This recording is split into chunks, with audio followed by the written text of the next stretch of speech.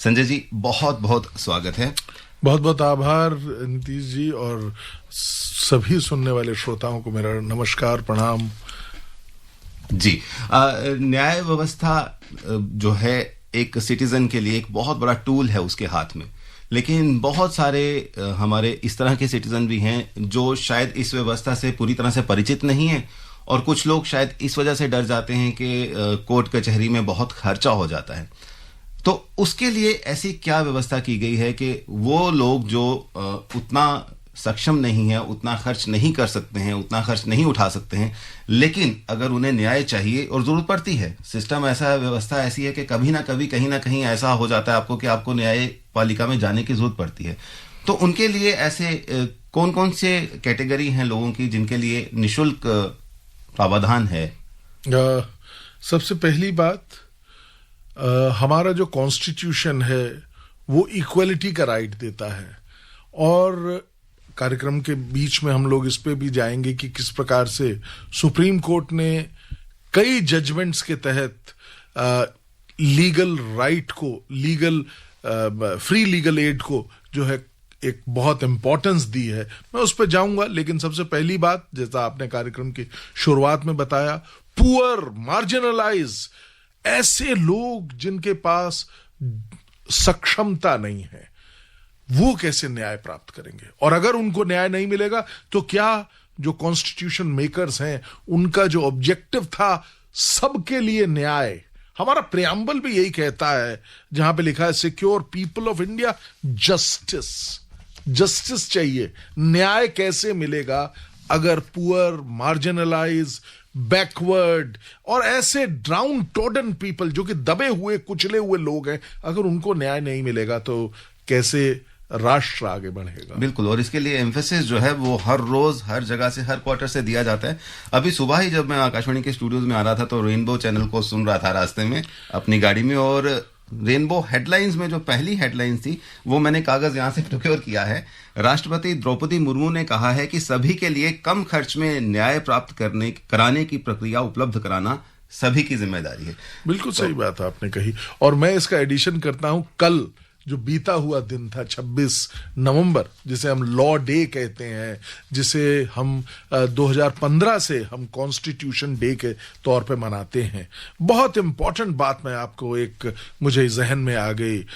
हमारे कॉन्स्टिट्यूशन के निर्माता और हम सबके चहेते बाबा भीमराव अंबेडकर जी ने कहा था एक बहुत इंपॉर्टेंट बात, कि कितना भी अच्छा और सक्षम हमारा संविधान हो, अगर जस्टिस डिलीवरी सिस्टम परिपक्व, मजबूत नहीं होगा तो हम लोग उसके उन उद्देश्यों को प्राप्त नहीं कर पाएंगे। अर्थात अगर हमने इंश्राइन तो कर दिया कि हर व्यक्ति को जस्टिस मिलनी चाहिए, इक्विटी मिलनी चाहिए, हर व्यक्ति को बराबर का अधिकार है, लेकिन अगर हम उसको डिलीवर नहीं कर पाएंगे तो क्या हम संविधान में निहित इन तमाम बातों को अचीव कर पाएंगे? इसके आगे तो वो भी बात बनती है कि इसी की वजह से आजकल आपने फास्ट डिलीवरी कोर्ट्स भी हैं, क्योंकि justice delayed is justice denied, दूसरी बात इसमें आती है, और उस वजह से आजकल बहुत से फास्ट कोर्ट्स हैं जहां पर आपको तुरंत, क्योंकि कई बार ऐसा होता है कि एक लंबा प्रोसेस है न्यायालय का, और उसमें इस बीच में एक कॉलर हमारे साथ जुड़ गए, हम कॉल ले लेते हैं।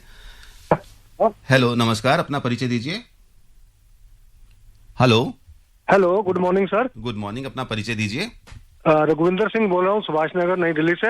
जी रघुविंदर जी, बहुत स्वागत है आपका। और रिस्पेक्टेड गेस्ट को भी मेरा प्रणाम। नमस्कार रविंद्र जी।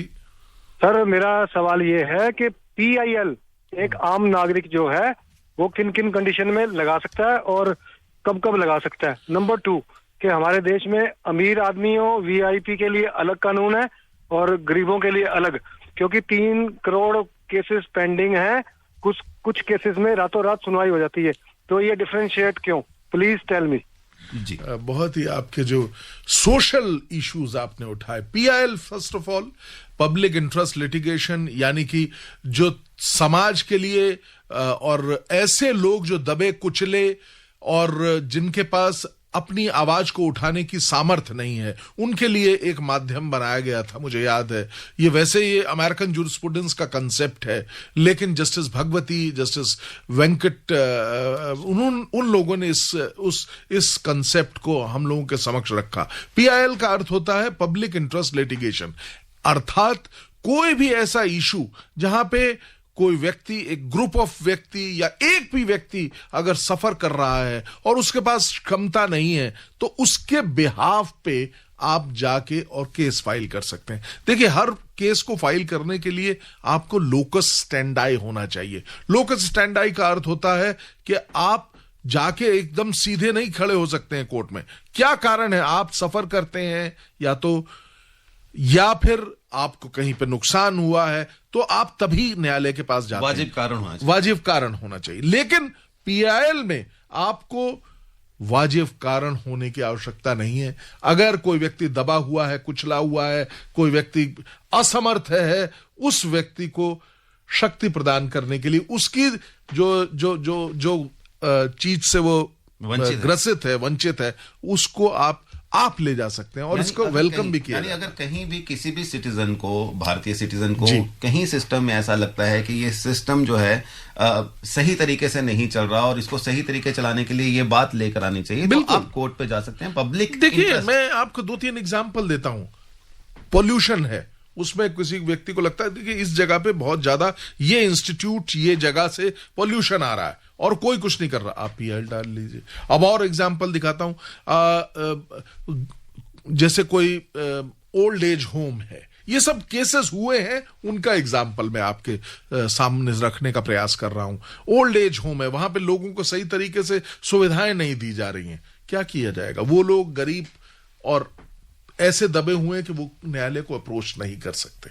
तो एक व्यक्ति जो कि जिसे कहते हैं public spirited citizen, the person who, मैं हिंदी में ही रखना चाहूंगा, वो जो ऐसा व्यक्ति जो समाज के लिए कार्य करना चाहता और उसकी बहुत बहुत प्रशंसा भी कोर्ट ने करी। तो इसका प्रोसेस क्या रहता है, किस तरह से? प्रोसेस इतना आसान है नीतीश भाई, आप स्तब्ध रह जाएंगे।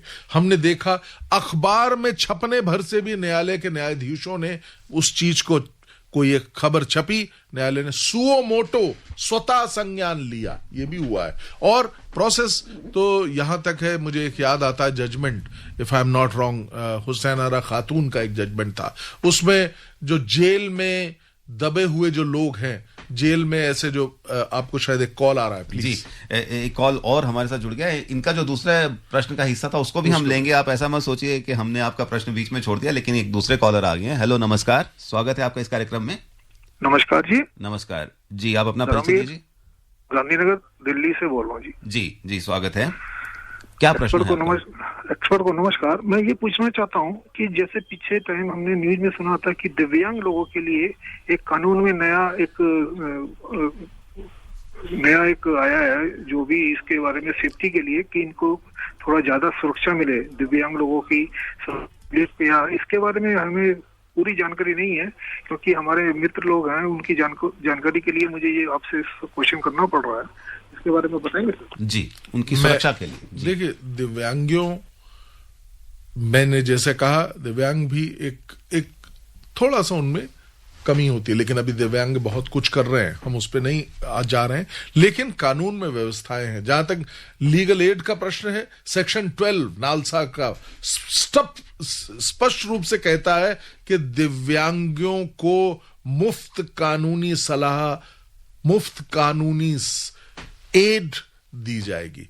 तो सबसे बड़ी बात है, अगर हम कानून की व्यवस्था की बात करें, मेरे को लगता है, जहां से मैंने इनके प्रश्न को समझा है कि बहुत सारे जगहों पे एक्सेसिबिलिटी का उनको इशू रहता है। जी, तो उसको लेकर अभी कानूनन बहुत से प्रावधान किए गए हैं कि कहीं पर भी आप पब्लिक स्पेसिस में जा रहे हैं तो आपके स्पेशल रैंप्स बनने चाहिए। उसके बारे में शायद ये बिल्कुल आपने सही, मैं उस पर आ रहा था। लेकिन ऐसा है कि कई जगहें ऐसी हैं, जैसे मॉन्यूमेंट्स होते थे, मुझे याद आ रहा है, मेरी एक बड़ी अच्छी मित्र हैं जिन्होंने बहुत काम किया है, मैं उनका नाम भी यहाँ मेंशन करना चाहूंगा, स्मिनो जिंदल, और उन्होंने बहुत अपनी NGO के जरिए भी इस काम को किया है। खैर, एक प्रशंसा योग्य चीज थी, तो मैंने उसको यहाँ व्यक्त किया। और तो सरकार ने भी अब काफी कदम उठाए हैं। अगर इस तरह की कोई आवश्यकता आपको लगती है, जैसा अभी आपने बताया कि आपके मित्रों की आवश्यकता है, तो उस आवश्यकता को आप एक एप्लीकेशन लगा के स्पेसिफिक डिपार्टमेंट्स हैं वो करवा सकते। कानूनी तौर पे ये कंपलसरी कर दिया गया ना, बहुत जी हाँ। लो फ्लोर बसेस हैं, एक्सेसिबिलिटी टू बसेस के लिए है या ट्रेन्स के लिए, और मेट्रो में भी हम देखते हैं कि जो लास्ट कोच है वहां पर आप कर सकते हैं, अपनी व्हीलचेयर को लाकर वहां लगा सकते हैं, स्पेस रखी है।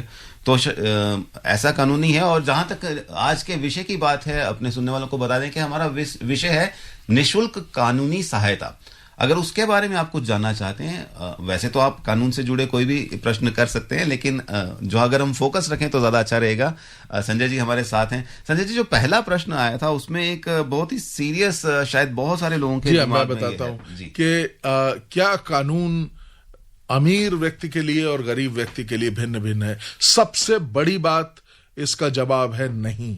बिल्कुल, कानून प्रत्येक व्यक्ति के लिए एक जैसा है। हम रूल ऑफ लॉ से गवर्न है और रूल ऑफ लॉ यही कहता है। लेकिन अब एक प्रश्न उठता है, जब आदमी असक्षम है, आदमी गरीब है, मार्जिनलाइज है, डिप्राइव्ड है, क्या वो उठ के सामने आ सकता है? और इसीलिए इस कदम को उठाया गया है। और तमाम आप देखते होंगे कई कार्यक्रम भी नीतीश जी चलाए जा रहे हैं सरकारों द्वारा, जहां पे कि वो ये चीज को प्रस्तुत करने का प्रयास करते हैं कि कैसे जो दबे हुए लोग हैं, जिनका मैंने अभी वर्णन किया, जो कि सक्षम नहीं है अपने आप को, अपनी बात को कोर्ट्स के समक्ष रखने के लिए, अधिकारियों के समक्ष रखने के लिए, तो उनको सहायता करने के लिए मुफ्त में वकील दिए जाएंगे। यहां तक कि तमाम जितना खर्चा होता है प्लीडिंग्स के लिए, प्लीडिंग्स का मतलब होता है जो भी दस्तावेज तैयार होंगे उनका जो खर्चा है, फोटोकॉपी का खर्चा, टाइपिंग का खर्चा, प्रोसेस फीस एक जमा की जाती है कोर्ट में उसका खर्चा, विटनेस को बुलाने का खर्चा, ये तमाम खर्चे जो हैं फ्री लीगल एड में कवर होते हैं। फ्री लीगल एड में कवर होते हैं। लेकिन अब इसी बात के ऊपर आते हैं कि कहाँ अप्रोच करना है। अगर हम डिस्ट्रिक्ट कोर्ट की बात करें या हाई कोर्ट की बात करें या सुप्रीम कोर्ट की बात करें, क्या ऐसे कुछ केंद्र बने हैं? क्या कुछ ऐसे सहायता के नंबर हैं? अभी कोई व्यक्ति अगर सुन रहा है, उसको लगता है कि नहीं, मुझे कानून की ज़रूरत है और उसकी मदद की ज़रूरत है और मैं ये निःशुल्क सेवा का फ़ायदा उठा सकता हूँ, मैं वहाँ तक पहुँच सकता हूँ, तो कहाँ जाना होगा? कौन सा दरवाज़ा उसको दस्तक देनी है? कौन सा कॉल नंबर है जो करना है? नीतीश जी, आप फिर से मैं कहूँगा कि इतनी ज़्यादा सुविधाएं देने का प्रयास किया गया है, तो मैं शुरुआत करूँगा। देखिए, आप को मैं बताऊंगा कहां कहां आप जा सकते हैं। शुरुआत करने के लिए सबसे इंपॉर्टेंट 1987 में, तकरीबन आज से 35 वर्ष 36 वर्ष पूर्व, आई थिंक एक सवाल आ रहा है जी, आपने मुझे इशारा किया और मैं उस इशारे को स्वीकार करता हूं और ये बताऊंगा क्योंकि वो भी बहुत एक अहम बात है। जी, एक कॉलर जुड़ गए हमारे साथ। स्वागत है आपका, बहुत बहुत नमस्कार। अपना परिचय दीजिए। जी, मैं अर्चना बोल रही हूँ। जी अर्चना जी, स्वागत है आपका। Thank you sir. सर, मुझे आपके इस कार्यक्रम में एक बात पूछनी थी। जी।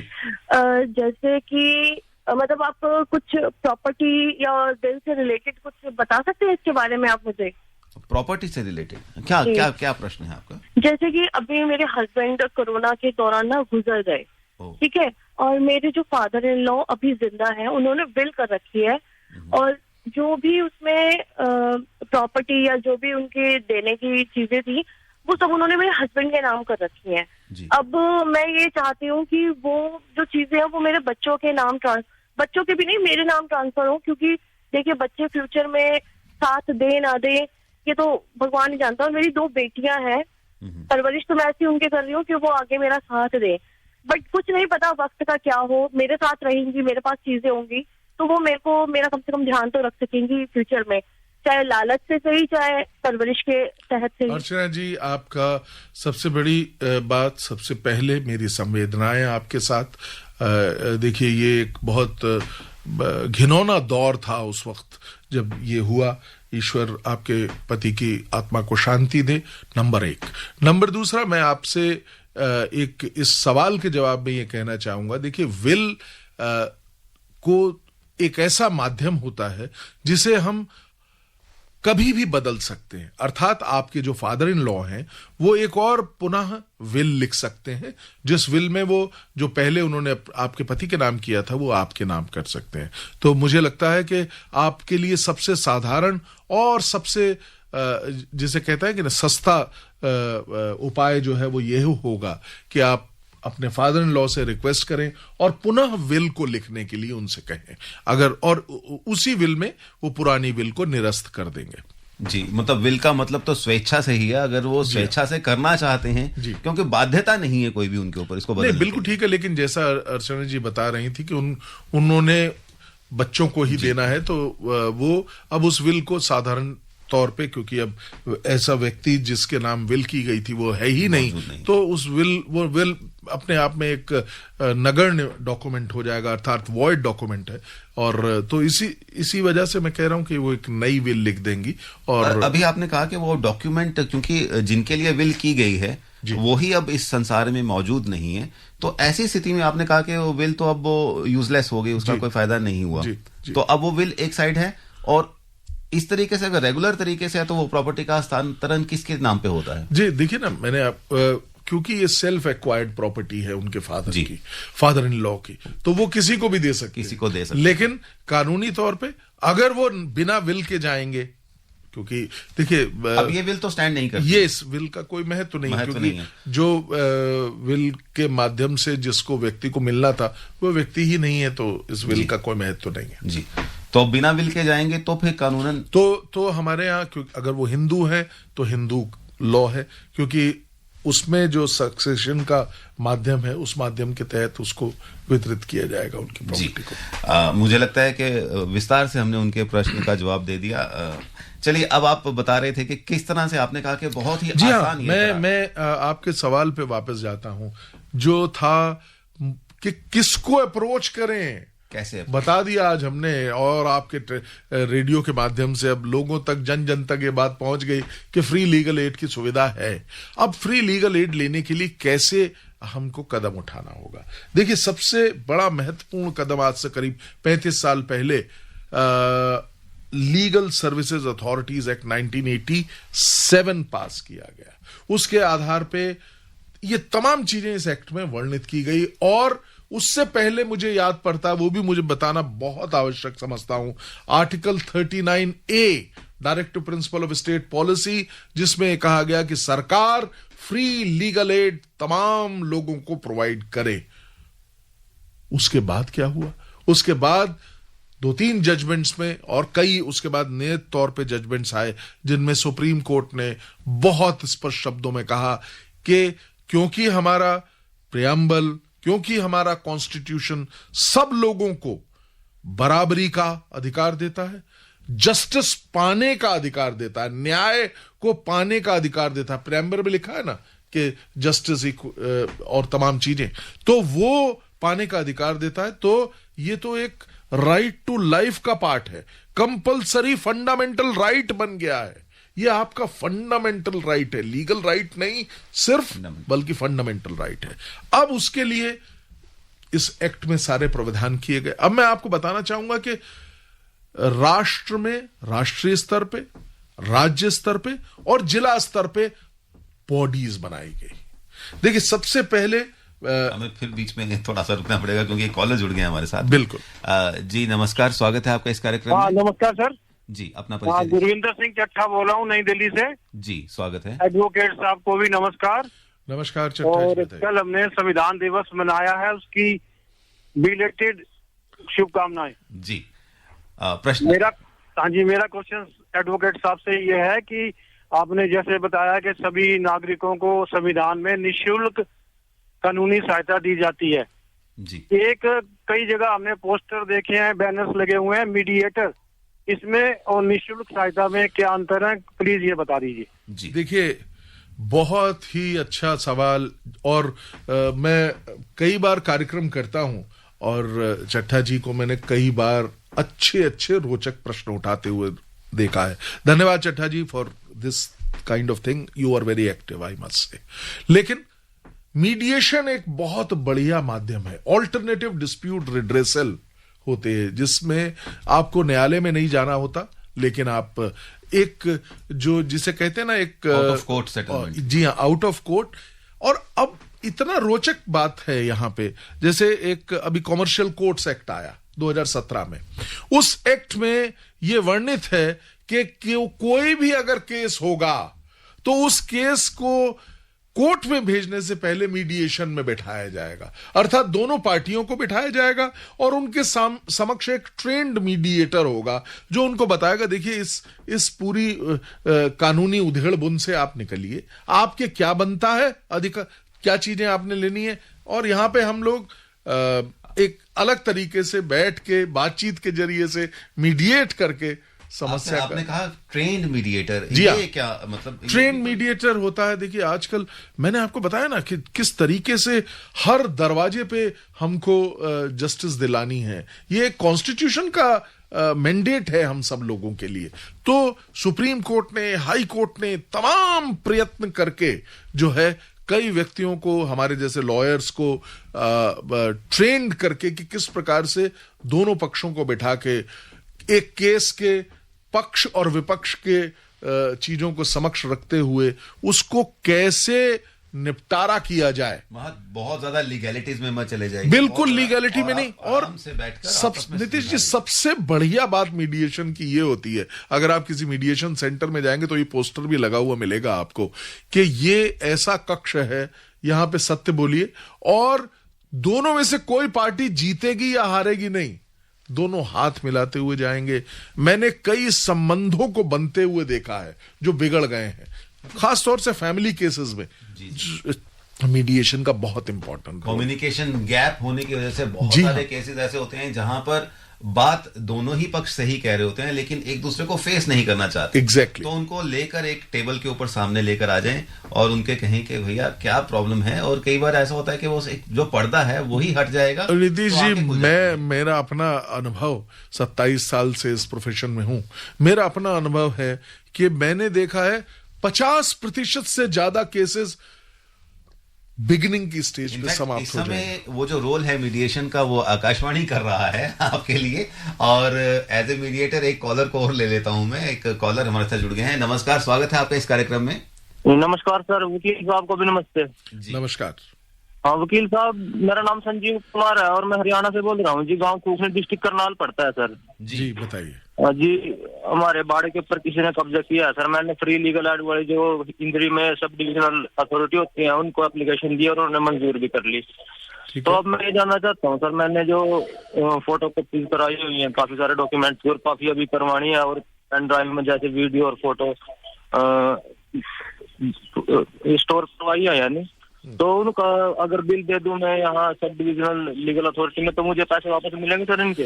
देखिए ऐसा होता है कि निश्चित तौर पे जो अथॉरिटी है वो ये अवश्य देखेगी कि क्या जो डॉक्यूमेंट आपने फोटोकॉपी कराए हैं, क्या जो डॉक्यूमेंट आपने टाइप कराए हैं वो रेलेवेंट हैं कि नहीं।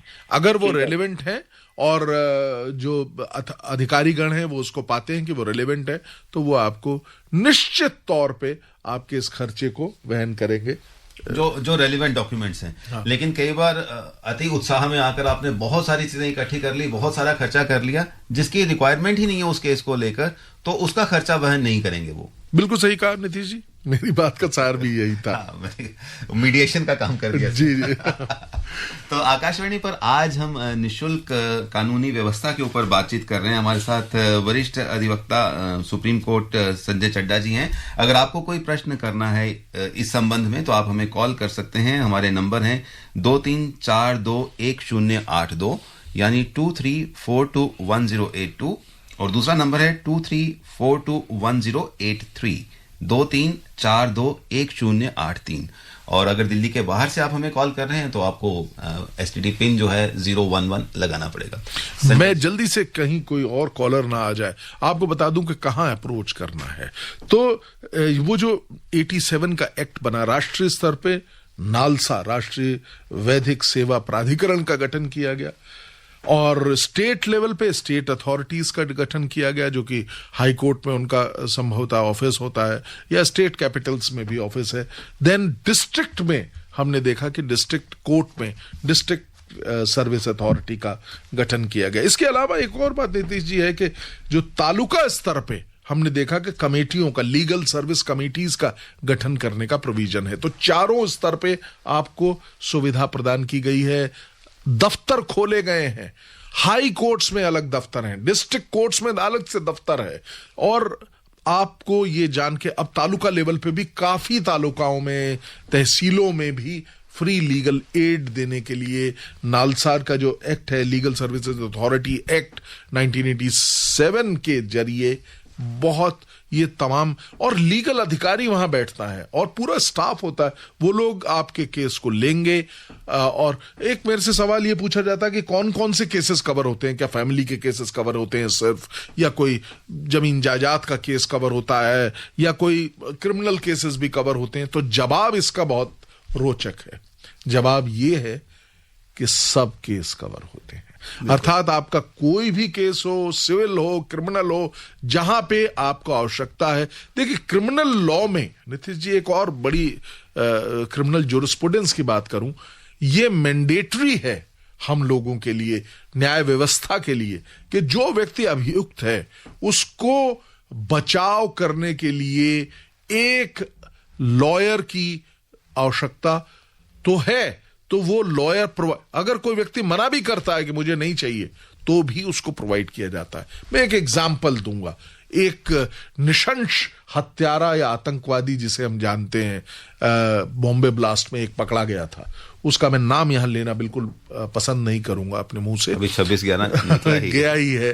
तो उसको भी, हमारा भारत का सिस्टम देखिए आप, उसको भी एक वकील प्रोवाइड किया गया था कि तुम अपने आप को बचा लो, जबकि सारे सीसीटीवीज ने, सब लोगों ने देखा था कि वो व्यक्ति निशंस हत्या कर रहा था, लेकिन उसको भी हमने लीगल एड दिया था। तो जब ऐसे व्यक्ति को दे सकते हैं, तो हमारे प्रिय हैं और हमारे नागरिक हैं, भारत के नागरिक हैं, उनके लिए तो हम जिसे कहते हैं ना, सरकार तश्तरी में लेके खड़ी है। आइए, लीजिए और अपने जो भी आपके हैं केसेस उसमें मदद दीजिए। एक और कॉल आ रही है, मैंने स्वागत है आपका। नमस्कार, अपना परिचय दीजिए।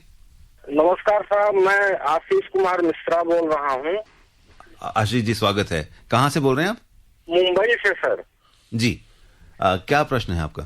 सर, मेरा प्रश्न ये है सर कि हमारी जमीन जो है, तो ये इसकी आबादी की जमीन थी, 2014-15 में बंदोबस्त आया। ओके। तो सर उसमें जो है तो हमारा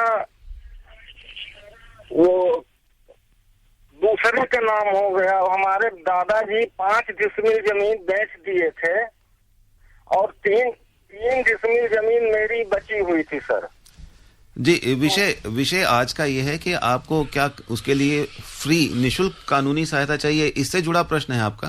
हाँ सर, इसी से जुड़ा हुआ है सर। लेकिन उसमें हमारा जी प्लीज, साल से किया हूँ, हमारा डिस्ट्रिक्ट मध्य प्रदेश तहसील में है।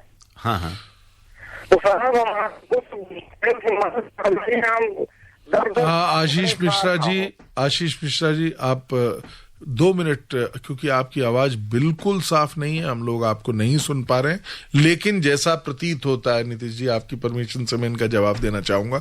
जैसा प्रतीत होता है, इनका कहना है कि इनका कुछ जमीनी झगड़ा है, जहां पे इनकी जमीन गलती से किसी और व्यक्ति के नाम चढ़ गई है। रीडिस्ट्रीब्यूशन ऑफ लैंड में आई थिंक चकबंदी से कुछ रिलेटेड होगा। मैं उस पर, क्योंकि उनकी बात स्पष्ट नहीं आई, ये नेटवर्क की कोई कमी रही थी।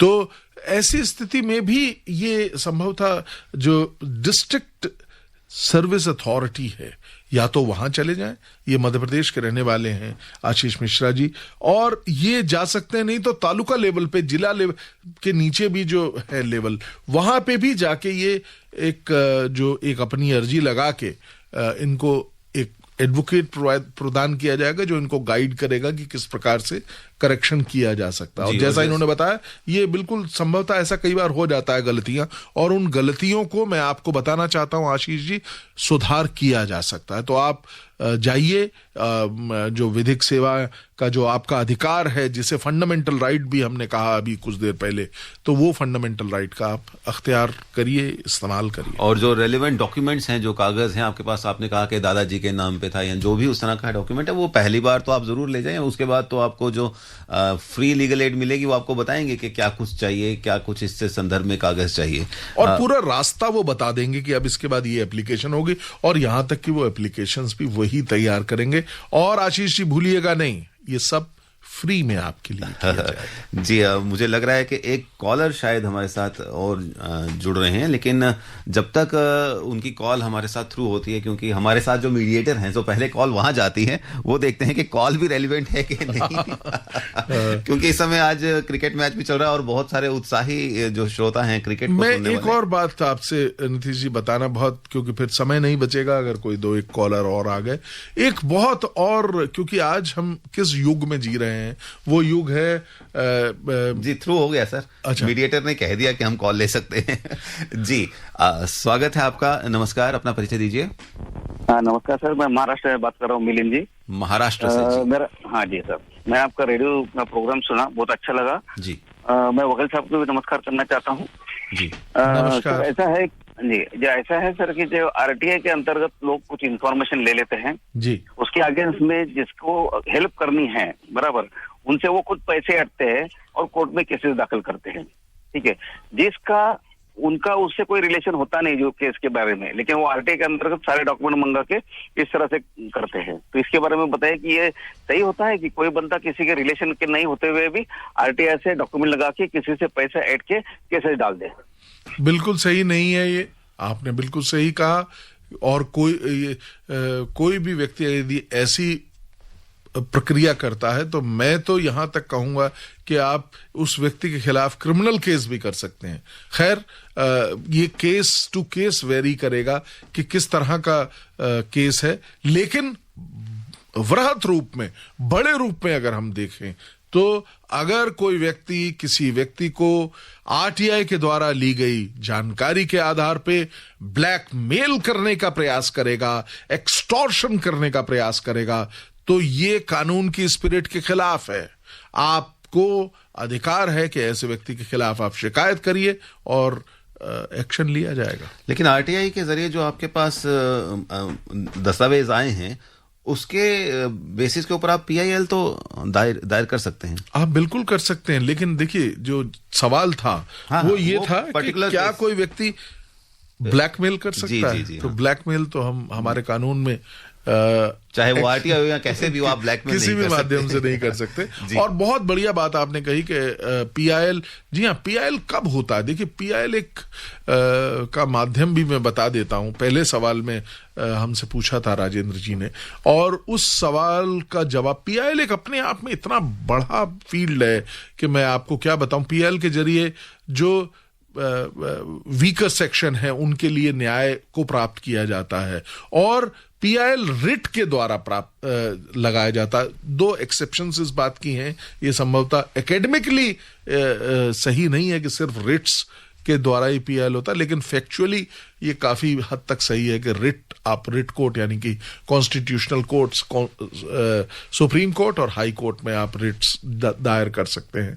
वहां रिट के जरिए सरकार के माध्यम से आप संभवतः ये जो इन लोगों के अधिकारों की लड़ाई लड़ सकते हैं। और न्यायालय बहुत उत्साहित रहता है पीआईएल अगर आता है, क्योंकि वो चाहते हैं कि सबको बराबर का अधिकार मिले। जी हाँ, बिल्कुल, जैसा हमने शुरुआत में बताया, ये जो हमारा कॉन्स्टिट्यूशन तो है ही, तो जब कॉन्स्टिट्यूशन में कोई चीज वर्णित है और बार बार एम्फेसाइज दिया जाता है इसके ऊपर, तो न्यायालय तो अब हम अपने राइट्स को प्रोटेक्ट करते हैं। क्योंकि आप, अरे कॉल आई गए, मैं चाह रहा था कि आप जो कहना चाह रहे थे वो जरूर कह लीजिए, लेकिन कॉलर की बात हम ले लेते हैं पहले। जी नमस्कार, स्वागत है आपका आज के इस कार्यक्रम में। अपना परिचय दीजिए।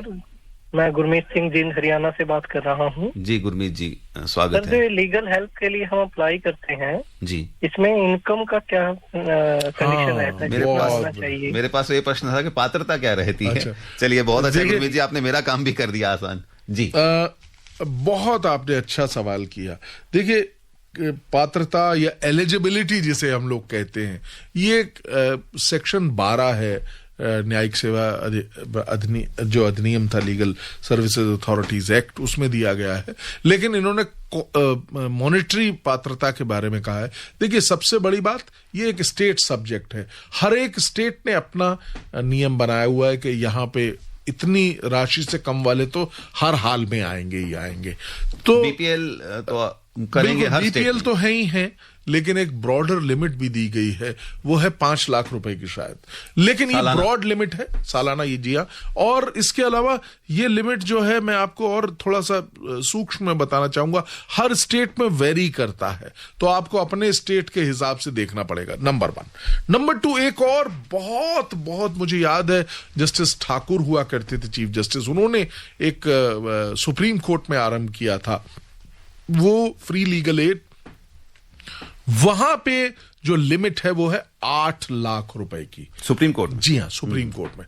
और उसके लिए एक चयनित अधिवक्ताओं की लिस्ट है, उस लिस्ट से आप अपने मन से अधिवक्ता का चयन कर सकते हैं। और आपको मैं ये बता रहा हूं कि गरीब लोगों के लिए यहां तक सुविधा है कि वो एक सीनियर एडवोकेट को भी चयनित कर सकते हैं, और उसके लिए जो फीस है वो सरकार देगी। अच्छा, इसमें उम्र का भी कुछ रहता है कि कौन सी उम्र का व्यक्ति जो है वो फ्री लीगल एड के लिए कर सकता है? मेरा ये प्रश्न इसलिए है क्योंकि हमारा भारत युवाओं का देश है, और युवा अगर स्टूडेंट है और उसके पास सोर्स ऑफ इनकम कुछ नहीं है, ये अलग बात है कि उनके पेरेंटल इनकम जो है वो 8 लाख से ऊपर हो सकती है, 5 लाख से ऊपर हो सकती है। लेकिन एक युवा को न्याय चाहिए और वो कोर्ट को कह रहा है कि मुझे फ्री लीगल एड, तो ऐसा कुछ प्रावधान है? जी हाँ, बिल्कुल। देखिए, ऐसा कोई एज का कोई बार नहीं है।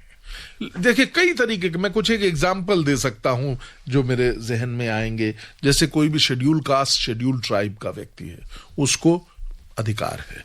कोई महिला है, कोई बच्चा है, कोई महिला जो ह्यूमन ट्रैफिकिंग के शिकार है, तो इस तरीके से मैंने जैसे बताया ना, मेंटली डिसेबल्ड है कोई अन्यथा भी डिसेबल्ड है। जैसा अभी एक सवाल आया था, क्या डिसेबल्ड लोगों के लिए, तो डिसेबल्ड को अधिकार है, सेक्शन 12 में वर्णित है ये बात। इसके अलावा इंडस्ट्रियल वर्कर्स हैं, इसके अलावा anybody who is in custody, कोई भी व्यक्ति अगर जेल में है तो उसको ये कानूनी तो अधिकार देना ही देना नहीं, इन सब में देना ही देना है। जी। मतलब इनकम एक क्राइटेरिया अवश्य है, लेकिन ये सब लोग भी इसमें कवर्ड हैं। और इसके अलावा एक और बहुत बढ़िया बात मैं आपको बताना चाहता हूं, रादर 2 बातें मेरे जहन में आती हैं जो सबको पता होनी चाहिए। आपका केस आरंभ हुआ, आप कोर्ट में जाइए और न्यायाधीश को कहिए कि मुझे फ्री लीगल एड का लॉयर प्रोवाइड किया जाए। वहां पे आप जाइए, वो आपको बाध्य हैं, बाध्य तो नहीं कहूंगा, बाध्य सही वर्ड नहीं है, वो आपको डिस्ट्रिक्ट लेवल पे अगर हैं तो डिस्ट्रिक्ट पे, हाई कोर्ट। और बल्कि हम तो अब इतना, जब न्यायालय में होते हैं तो वहां पे जजेस, अगर कोई व्यक्ति स्वतः खड़ा होता है तो जजेस उससे पहला सवाल यही करते हैं कि आपको फ्री लीगल एड चाहिए। तो कई माध्यमों से आप फ्री लीगल एड को ले सकते हैं। समय करीब हमारे पास 6 मिनट का बचा है। 1 सेकंड की और बात जो कि सबसे इंपॉर्टेंट है आज के युग में, चाहे अब सवाल भी आता रहे उससे पहले मैं बताना बिल्कुल। क्योंकि ये बहुत बहुत बहुत महत्वपूर्ण है। फ्री लीगल एड लेने के लिए अगर आप चाहें तो नालसा की वेबसाइट भी है अब। अच्छा। www.nalsa.gov.in, इसमें जाइए, सारे प्रावधान इस वेबसाइट में लिखे हुए हैं। क्या एज है, मतलब जो क्राइटेरियाज हैं, कौन कौन ले सकता है, फ्री लीगल एड क्या होती है, सारी चीज इस वेबसाइट में सरकार ने आप लोगों के लिए वर्णित की है। आपकी अपनी भाषा में, हिंदी में भी है, इंग्लिश में भी है। तो जी, एक और हम चाहते तो जरूर हैं कि सभी की बात यहां तक पहुंचे। ये भी बिल्कुल निशुल्क कार्यक्रम है, आप हमें कॉल कर सकते हैं। समय 5 मिनट का है, इसके बाद में हम कोई कॉल नहीं ले पाएंगे। अभी जो लास्ट कॉल हमारे पास आ गई उसको ले लेते हैं। तो अपने श्रोताओं का धन्यवाद मैं अभी से कर देता हूं। नमस्कार, स्वागत है आपका। सर नमस्कार जी, परिचय दीजिए अपना। सर मैं कुशेंद्र मांझी बोल रहा हूँ सर, छत्तीसगढ़ से सर। जी, स्वागत है आपका। क्या प्रश्न है आपका? सर मैं पहले छत्तीसगढ़ आर्म फोर्स में पदस्थ था सर। अच्छा। तो सर मेरा 888 दिवस मेरा मानसिक बीमारी के नाम से मतलब कुछ वहाँ जा नहीं पाया। ओके। और बीच बीच में मतलब अपना इलाज संबंधित जानकारी देता भी था। तो सर वहाँ से मेरे को जानकारी नहीं दिया गया है बोल के बर्खास्त कर दिया गया है सर। अच्छा, तो देखिए, जहां तक माझी जी का प्रश्न है, उनका ये, इसको उनको चैलेंज करना पड़ेगा कोर्ट ऑफ लॉ में। और अब आ जाते हैं फ्री लीगल एड में। फ्री लीगल एड के लिए माझी जी को अपने जिला में, अपने तालुका में, अपने राज्य में जो कमेटी है उसके समक्ष जाना पड़ेगा। एक एप्लीकेशन, आधे पेज की एप्लीकेशन लिख दीजिए कि मुझे फ्री लीगल एड चाहिए, मुझे एक अधिवक्ता दिया जाए, मुझे एक एडवोकेट दिया जाए। वो एडवोकेट आपको फर्दर गाइड कर देगा। आपको अधिवक्ताओं की सूची भी दिखाई जाएगी कि किस अधिवक्ता को आप चाहते हैं। आप उस अधिवक्ता का चयन कर सकते हैं। वो आपकी पूर्णतः फ्री में, बिना किसी पैसे को लिए आपकी मदद करेगा और आपके केस को लड़ने में आपकी सहायता करेगा। जी, निशुल्क कानूनी सहायता, यह विषय था आज के फोन इन कार्यक्रम का। बहुत से कॉल्स हमारे को आई और बहुत से प्रश्न हमने सुमोमोटो भी लिए खुद ही हमने अपनी तरफ से प्रश्न किए अपने श्रोताओं की तरफ से, जो मोटी मोटी हमें लगता है कि हमारे सुनने वालों को इससे बेहद फायदा हुआ होगा। जो मोटी मोटी जानकारी जो मैं एकत्रित कर पाया हूं और जो मुझे लगता है कि बहुत फायदेमंद हो सकती है, जैसे आप वकील साहब ने बताया, संजय जी ने बताया कि अगर कोर्ट में आपकी पेशी हो गई है और आपको लग रहा है कि आप स्ट्रेस में हैं, फाइनेंशियल स्ट्रेस में हैं और आप इसका खर्चा नहीं उठा पा रहे, तब भी आप चेयर को डायरेक्टली कह सकते हैं, एड्रेस कर सकते हैं कि ये खर्चा मेरे बूते से बाहर हो रहा है, तो मुझे फ्री लीगल एड दी जाए। बिल्कुल, ये ऐसा भी प्रावधान है और वहां से कोशिश की जाएगी कि आपको जो भी कानूनी सहायता दी जाए। नहीं सर, वहां पे 100% आपको एक अधिवक्ता दिया जाएगा। अधिवक्ता दिया कोशिश से नहीं है। आज ये अधिकार फंडामेंटल राइट है। अगर ये फंडामेंटल राइट हम नहीं दे पाए तो ये सरकार नगण्य हो जाएगी। इसलिए ऐसा नहीं है। ये मैंने सिर्फ एक हाइपोथेटिकल बात कही। सरकार ने ये प्रावधान किया है। इस फंडामेंटल राइट को जन जन तक, आप सबका अधिकार है, आप सब जब चाहें ले सकते हैं। जी, दूसरी बात जो सामने आई कि हर लेवल के ऊपर, हर टियर के ऊपर, चाहे वो डिस्ट्रिक्ट लेवल के ऊपर है, हाई कोर्ट लेवल के ऊपर है और सुप्रीम कोर्ट लेवल के ऊपर है, ये जो कानूनी निशुल्क कानूनी व्यवस्था जो है वो आपको, उसके लिए व्यवस्था की गई है। आपको सुविधा ये मिल सकती है। आपको अप्रोच करना पड़ेगा। जैसे ही आप अप्रोच करेंगे, छोटा आधे पेज की एप्लीकेशन अगर आप दे देंगे कि हाँ मेरे को ये चाहिए, तो वो आपको मिलेगी और उसके बाद जो भी आपका खर्च होगा वो वहां से वहन हो जाएगा। तीसरी बात यह है कि अब चूंकि आजकल हम लोग बहुत ज़्यादा गैजेट्स को इस्तेमाल कर रहे हैं, इंटरनेट को इस्तेमाल कर रहे हैं, तो अगर आप फिजिकली नहीं जा पा रहे हैं लेकिन आपको चाहिए पूरी डिटेल, तो नालसा की वेबसाइट है, आपने कहा NALSA, अगर आप ये भी लगा देते हैं, वैसे तो पूरी वेबसाइट का एड्रेस होगा www.nalsa.gov.in, लेकिन अगर आप नालसा करके अगर आप गूगल करेंगे, आजकल गूगल बाबा बहुत सारी मदद करते हैं हमारी, तो वो भी आपके सामने आ जाएगा। वहां पर भी अप्रोच कर सकते हैं। मैंने मोटे तौर पे सारी की सारी बातें जो मैंने ज्ञान आज प्राप्त किया है वो इकट्ठा करके आपको बता दिया है। संजय जी आगे कुछ कंक्लूडिंग रिमार्क आज के प्रोग्राम का देना चाहें तो मोस्ट वेलकम सर। सबसे पहले मैं बधाई देना चाहूंगा आपको, ऑल इंडिया रेडियो को, कि इस तरह का कार्यक्रम आपने किया जो कि जनहित में है। आज जो हमारा कॉन्स्टिट्यूशन, और एक दिन के बाद आप कर रहे हैं कॉन्स्टिट्यूशन डे के बाद, तो एक और बड़ी बात है, ये जस्टिस सबके लिए होनी चाहिए। और एक बड़े दबे मन से कह रहा हूं कि जस्टिस सबको नहीं भी मिल पाती है। इसी अधिकार को, जिसे सुप्रीम कोर्ट ने फंडामेंटल राइट की संज्ञा में रखा है, को पवाने के लिए आप सबको न्याय मिले, फ्री में न्याय मिले, जिसकी एक रूल ऑफ लॉ के तहत भी आज आवश्यकता है। हम विश्व की सबसे बड़ी डेमोक्रेसी हैं, हमें तो संभवतः सबसे ज्यादा इस चीज की आवश्यकता है। अगर हम चाहें कि हमारी जो डेमोक्रेसी है वो और फले फूले और आगे बढ़े, तो ये एक बहुत ही फंडामेंटल बात है। निःशुल्क कानूनी सहायता, ये था विषय आज के फोन इन कार्यक्रम का। हमारे साथ मौजूद थे श्री संजय चड्डा जी, वरिष्ठ अधिवक्ता, सर्वोच्च न्यायालय। संजय जी, आपका बहुत बहुत शुक्रिया, बहुत बहुत धन्यवाद। बहुत ही आसान सरल शब्दों में आपने श्रोताओं को उनके जो कॉन्सेप्ट को क्लियर किया, और मेरा भी धन्यवाद। अब आपसे आज्ञा चाहते हैं। नमस्कार।